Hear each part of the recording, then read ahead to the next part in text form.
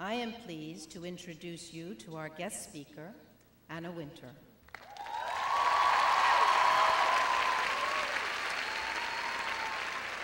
Now, talk about determination and about following a dream. Always knew she wanted a life in fashion, and she aimed high. As a very young woman, she joined the fashion department of Harper's & Queen in her native London. And over the next 3 decades, her discerning eye, creative editorial skills, and laser-sharp sense of the future sent her to the very top of her profession. She has been editor-in-chief of Vogue magazine since 1988.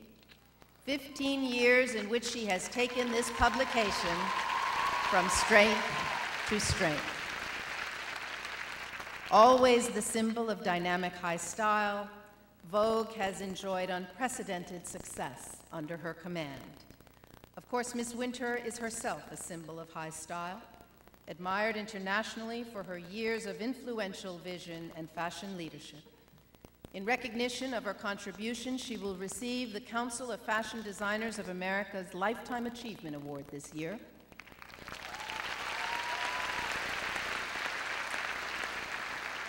However, Anna Wintour is not one to leave well enough alone. In the midst of her hectic life, with its incessant deadlines and decisions, she has done what I always urge our FIT students to do. She has found the time to reach out her hand to others in need. She's been actively involved in numerous charitable efforts, particularly for AIDS research. She spearheaded the CFDA Vogue initiative, through which she has helped to raise more than $11 million.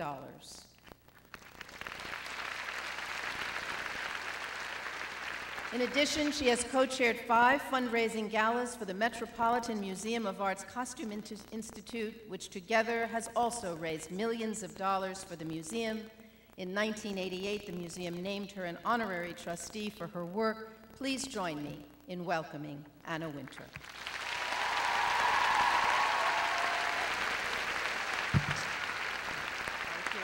Thank you. Well, thank you, President Brown, Board of Trustees, faculty, honored guests, and most of all, students. Thank you. I'm so pleased to have been asked to speak here this morning because I didn't go to fashion school. I didn't even go to college. When I was your age and living in London, the fashion business was nothing as professional as it is today. I started off as the most junior of junior editors at Harper's & Queen in London. This was a time when fashion magazines were widely regarded by one's mothers as sort of finishing schools for girls of a certain background and a certain name. And one had fun there, but one merely dabbled in the business in anticipation of marriage and maybe a nice house in the English countryside. Fashion shoots were a very amateurish affair. I remember once being sent to India for 10 days with 20 pounds, which I guess was the equivalent of about $50. And I said to my boss, well, how am I supposed to pay for everything? And he said, well, just find a Maharaja with a palace. I think I did. So it was possible for magazines to function in this way because interest in fashion was limited to a very small section of society. People with money and time on their hands wore fashion. Everyone else wore clothes. At that time, fashion wasn't streetwear. And it wasn't workwear. It was something that you might see or encounter at a party or a special occasion. When I went to Rome for the couture, the shows were black tie affairs held in the evening in palazzos. There were no celebrities, no paparazzi. J-Lo might be wearing 60s Valentino to the Oscars now, but she would not have been allowed anywhere near the show where the dress first appeared. It was a narrow, self-regarding cocoon. If a designer was famous, it was only in a small, elitist way. Now, someone like Calvin is a world-famous artist whose name operates as a huge cultural force. The same could not be said for Charles James, a world-class designer who was extremely influential in fashion, but labored in obscurity a few blocks from here at the Chelsea Hotel. It seems hard to believe, but there used to be an embargo placed on all sketches and photographs of the couture dresses. This was to stop the knockoff merchants from illegally reproducing the designs. Nowadays, as you know, you can simply log on to style.com and you can see the shows in their entirety on the very same day. So you are heading out into a different industry than the one that I entered. When Vogue takes Pam Levy and Gila Taylor, the designers behind Juicy Couture, to the Paris Couture, they see that Brittany Murphy is wearing Juicy mixed with Dior in the front row, and that John Galliano, backstage, tells them that he goes to work every single day in their tobacco velour track pants. So the fashion world is more inclusive than ever, and more in demand than ever. You will not have failed to notice that since you've been in school, celebrities, actresses, TV, anchor women, singers have all turned into fashion experts. This is not just about fearing red carpet scrutiny. It's about these women realizing that they can look chic without compromising their professional seriousness or their mainstream appeal. A certain generation of actresses, for example, I'm thinking Meryl Streep, Jodie Foster, Diane Keaton, even Julia Roberts, became stars of great standing without ever venturing much past Armani, and even then only on Oscar nights. To have asked them about the clothes hanging in their closets would have been inappropriate. At that time, we had the supermodels to show us how to wear Versace. The more recent crop of movie stars, Nicole, Halle, Salma, Renee, are completely different.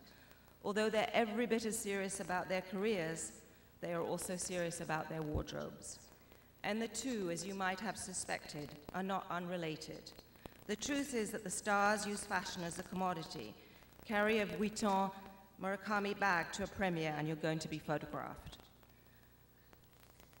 All this, by the way, is fantastic for fashion.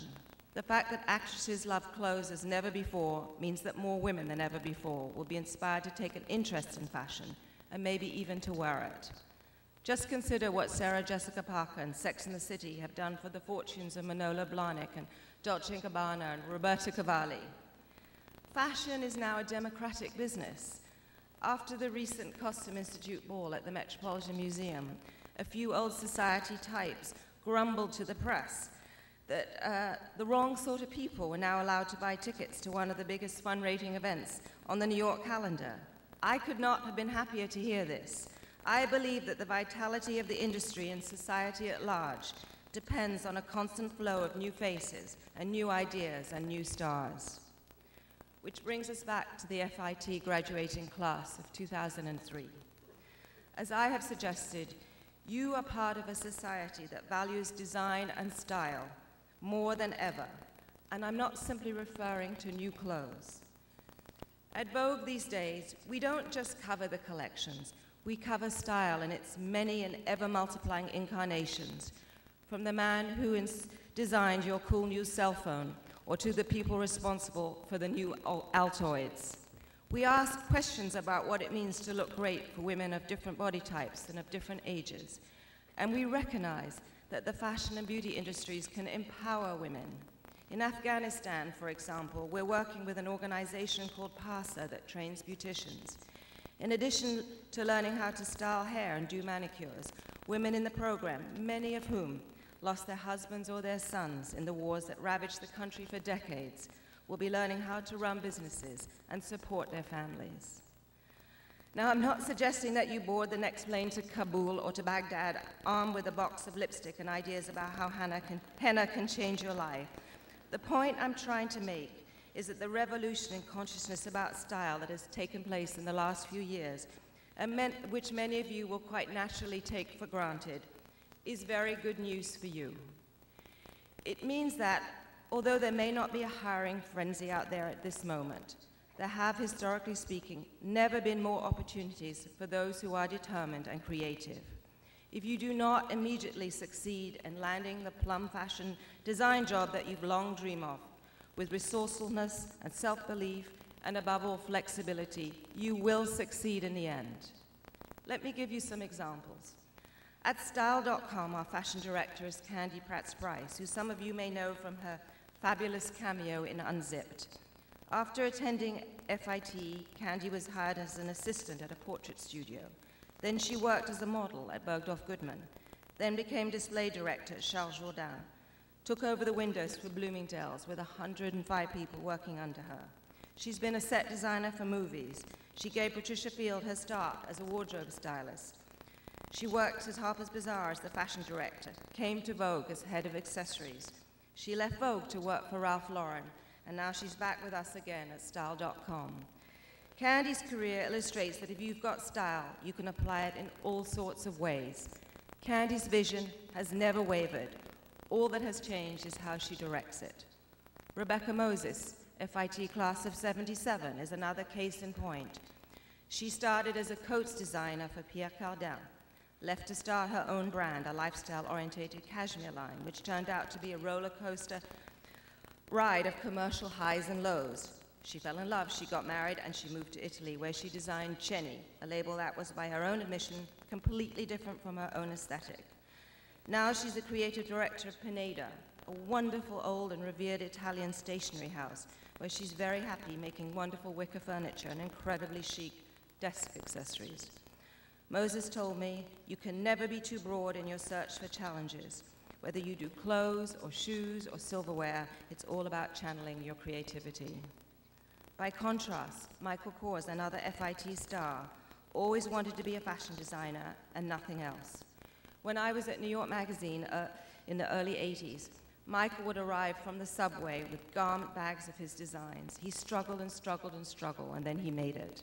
Again, his style never changed. It just took a while for the rest of us to understand his idea of luxury. Michael, by the way, was instrumental in launching the career of Lazarus Hernandez, one half of the brilliant new label, Proenza Schüler.